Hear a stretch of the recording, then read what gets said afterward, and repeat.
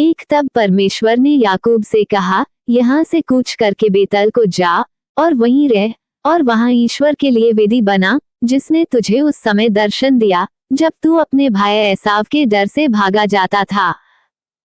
तब याकूब ने अपने घराने से और उन सब से भी जो उसके संग थे कहा, तुम्हारे बीच में जो पराये देवता हैं उन्हें निकाल फेंको और अपने अपने को शुद्ध करो और अपने वस्त्र बदल डालो। 3 और आओ, हम यहाँ से कूच करके बेतल को जाएं, वहां मैं ईश्वर के लिए एक वेदी बनाऊंगा, जिसने संकट के दिन मेरी सुन ली और जिस मार्ग से मैं चलता था उसमें मेरे संग रहा। 400 जितने पराये देवता उनके पास थे और जितने कुंडल उनके कानों में थे, उन सबों को उन्होंने याकूब को दिया और उसने उनको उस सिंदूर वृक्ष के नीचे जो शकेम के पास है गाड़ दिया।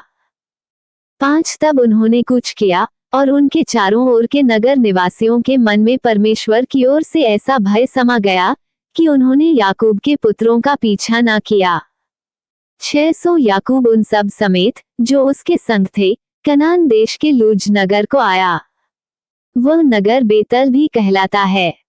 7 वहां उसने एक वेदी बनाई और उस स्थान का नाम एलबेतल रखा, क्योंकि जब वह अपने भाई के डर से भागा जाता था तब परमेश्वर उस पर वहीं प्रकट हुआ था। 8 और रिबका की दूध पिलानेहारी धाई दबोरा मर गई और बेतल के नीचे सिंदूर वृक्ष के तले उसको मिट्टी दी गई और उस सिंदूर वृक्ष का नाम अल्लोनबकूत रखा गया। 9 फिर याकूब के पद्दनराम से आने के पश्चात परमेश्वर ने दूसरी बार उसको दर्शन देकर आशीष दी।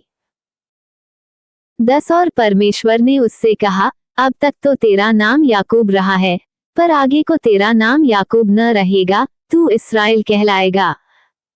11 फिर परमेश्वर ने उससे कहा, मैं सर्वशक्तिमान ईश्वर हूँ, तू फूले फले और बड़े, और तुझसे एक जाति वरन जातियों की एक मंडली भी उत्पन्न होगी और तेरे वंश में राजा उत्पन्न होंगे।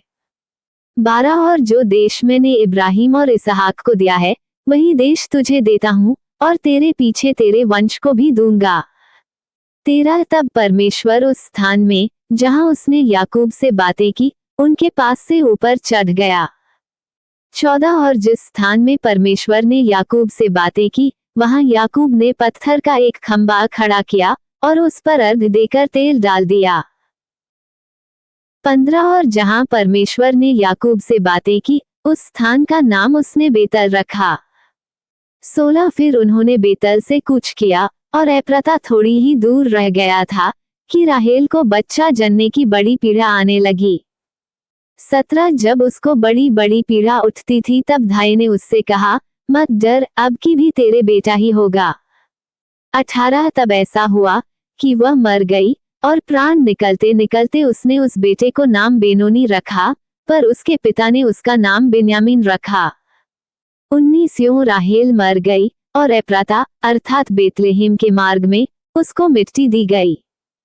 20 और याकूब ने उसकी कब्र पर एक खंभा खड़ा किया, राहेल की कब्र का वही खंभा आज तक बना है।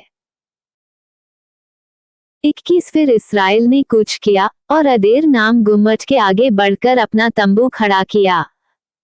22 जब इस्राएल उस देश में बसा था तब एक दिन ऐसा हुआ कि रूबेन ने जाकर अपने पिता की रखेली बिल्हा के साथ कुकर्म किया और यह बात इस्राएल को मालूम हो गई। 23 याकूब के 12 पुत्र हुए।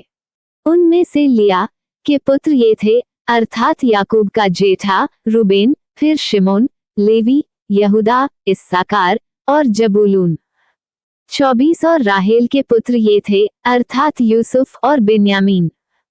25 और राहेल की लौंडी बिल्हा के पुत्र ये थे, अर्थात दान और नप्ताली। 26 और लिया की लौंडी जिल्पा के पुत्र ये थे, अर्थात गाद और आशेर। याकूब के ये ही पुत्र हुए जो उससे पद्दनराम में उत्पन्न हुए। 27 और याकूब ममरे में जो करियतरबा अर्थात हब्रोन है, जहां इब्राहिम और इसहाक परदेशी होकर रहे थे, अपने पिता इसहाक के पास आया। 28 इसहाक की अवस्था 180 बरस की हुई। 29 और इसहाक का प्राण छूट गया और वह मर गया और वह बूढ़ा और पूरी आयु का होकर अपने लोगों में जा मिला और उसके पुत्र एसाव और याकूब ने उसको मिट्टी दी।